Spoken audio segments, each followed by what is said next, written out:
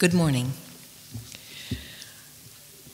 We're going to, as Marilyn said, we're going to address unsafe abortion and how addressing it would decrease maternal mortality. So first, let's look at the problem. Although unsafe abortion is entirely preventable, WHO has said in 2011 that it's one of the 3 leading causes of maternal mortality, along with hemorrhage and sepsis. You can see this pie is from 2011. In 2008, half of all abortions in the world were unsafe. 98% of these were in the developing world. And that is around 38 million abortions performed in developed countries per year. Though death from unsafe abortion fell to 47,000 in 2008 from 69,000, and this was the same 1/3 kind of drop in maternal mortality. The proportion of women dying from unsafe abortion remains stagnant at around 13% of maternal deaths. Death from unsafe abortion is highest in countries, obviously, with the most restrictive abortion policies. Morbidity and disability from unsafe abortion is up to 30 times, the percent of the mortality rate, including many things: anemia, chronic PID, chronic pain, infertility, and so forth. In Asia, the abortion rates also did not decrease between 2003 and 2008. Rates are 26 per thousand in South Central and Western Asia, 36 in Southeastern Asia, and it's pretty comparable to Africa at 29 per thousand. Even in countries where abortion is not restricted, there are high percentages of substandard procedures in both public and private facilities. Nepal, Cambodia, and India, though relatively unrestrictive, for instance, in India, only 2/5 of services are considered safe. So why is unsafe abortion neglected as a cause of maternal mortality, and solutions for that? Post-abortion care is usually excluded from maternal health programs and services, or it's kind of given unfavorable stepchild status, though it is a consequence of pregnancy. And this is largely due, I think, as we all know, to pervasive stigma attached to abortion and also attached to the women who seek abortion. So post-abortion care is when it's being sidelined, it leads to either no services or it leads to poor and limited services. For instance, only treating the complications instead of looking at and treating the root causes that put the woman in that position. So in order to ensure universal access to comprehensive PAC, the stigma has got to be addressed on all levels. The root causes of unsafe abortion, also include barriers to obtaining and using contraception, as we're all aware of, and a broad array of gender and other barriers. Political will is fundamental to reaching universal access to PAC. Governments have signed on to multiple international agreements over the years, starting with ICPD, 177 countries signed on. Beijing, ICM promoted mid-level provision of PAC in '96. There was ICPD +5. There was the, African Union Maputo Plan of Action. All of these things reiterated the public health imperative and rights of women to receive PAC services without discrimination. But we're not there yet. So governments need support and maybe even pressure to live up to their commitments and ensure PAC as an integrated maternal health service for all the women who need it. So let's look at a few general solutions. Addressing, mobilizing, and supporting governments and ministries to address unsafe abortion, and comprehensive PAC services that are integrated.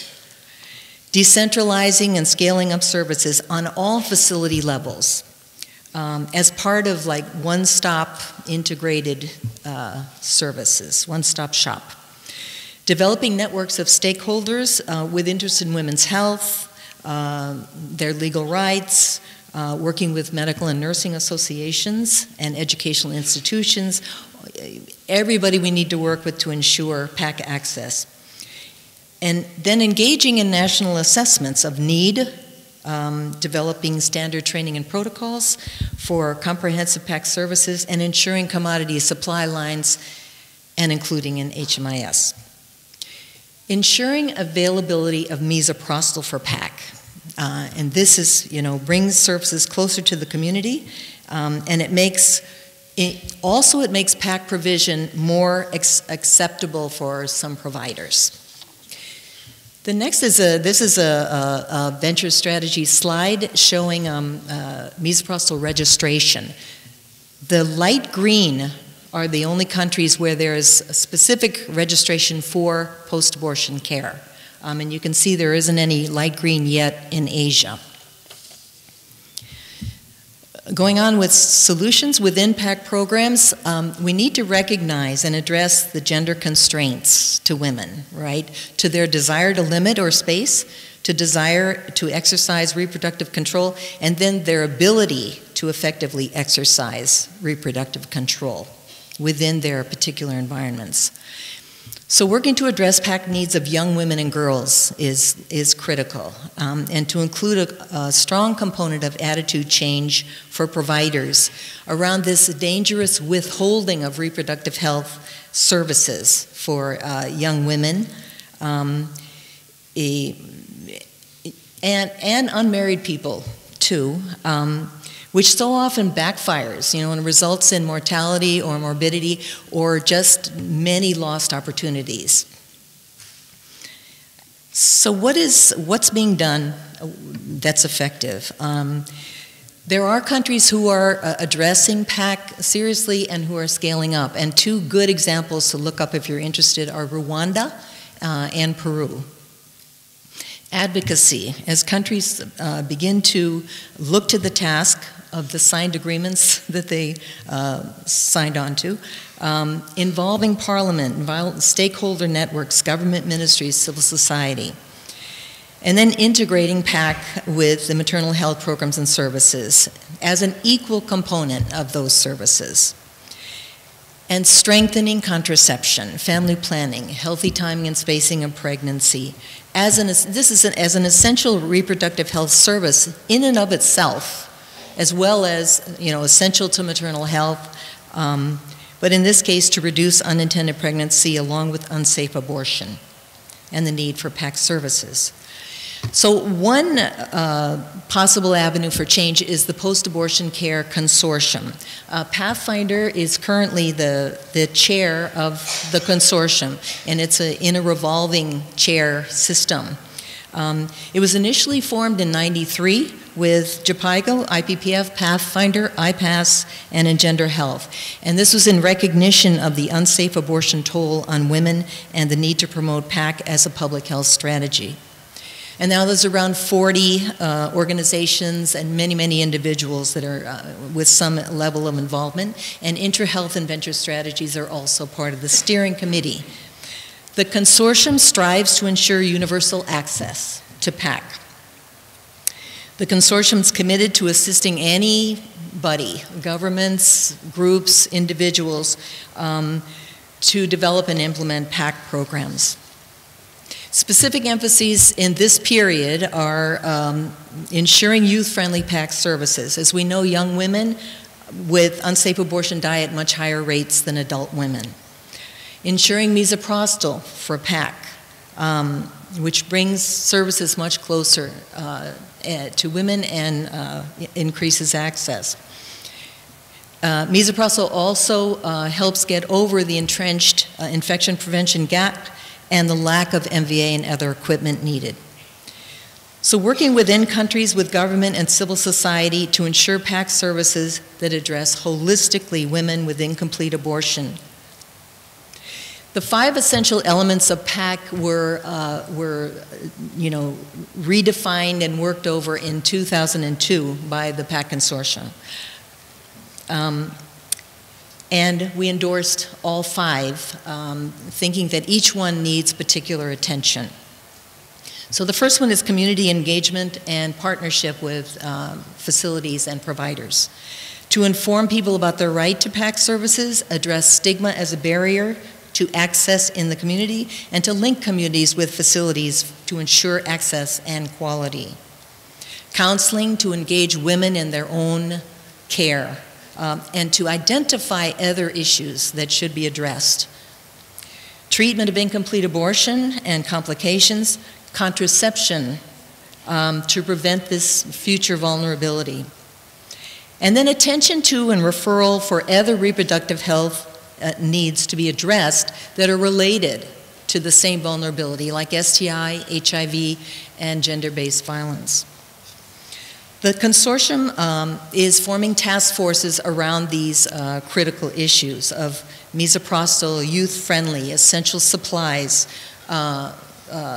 contraception, and quality service delivery. The consortium sees itself as closely allied with and complementary to USAID's PAC connection. For instance, the consortium can address misoprostol and via equipment and complement the PAC connection on their excellent work on post-abortion family planning. So just some barriers to post-abortion care and provision of contraception within PAC services. You know, there are several of them, but just a few. Midwives and nurses often are not allowed to provide PAC services, which definitely cuts down on access. There are age and number of pregnancy limitations on whether family planning is offered or not in many places. PAC services are often located only in tertiary facilities. These are all barriers. No family planning commodities and budgets, stockouts. The lack of knowledge of providers that you can resume fertility within 10 days. And if they don't know it, they don't convey that to the women, and so forth.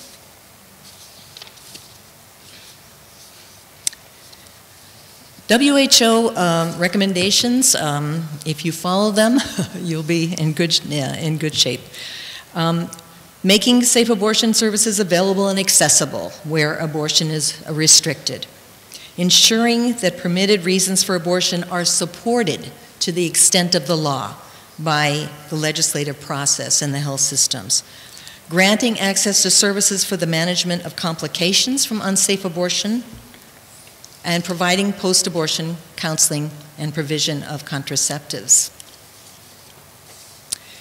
So summarizing through some recommendations on ensuring integration of post-abortion care with maternal health. Include PAC in language, protocols, programming, like within emergency obstetric care, budgets, data collection for maternal health, and ensure comprehensiveness. Don't allow it to be separated or diminished in any way in importance. Include post-abortion care in adolescent, youth, and sexual reproductive health and youth-friendly maternal health programs. Conduct values clarification, attitude change exercises with all levels, starting with policymakers, healthcare managers, providers, community opinion influencers, community members, to ensure women's right to comprehensive quality PAC without barriers. And ensure post-PAC contraception is provided immediately within the services on the spot if possible. Because we know if women are referred for family planning, many of them won't get there. Working with the rights and health networks in your country, along with government, to ensure maximum access to comprehensive PAC. Ensure access to misoprostol. Ensure access to young and unmarried women for PAC services without discrimination. And work with the PAC consortium to gain strength through experience and tool sharing for problem solving.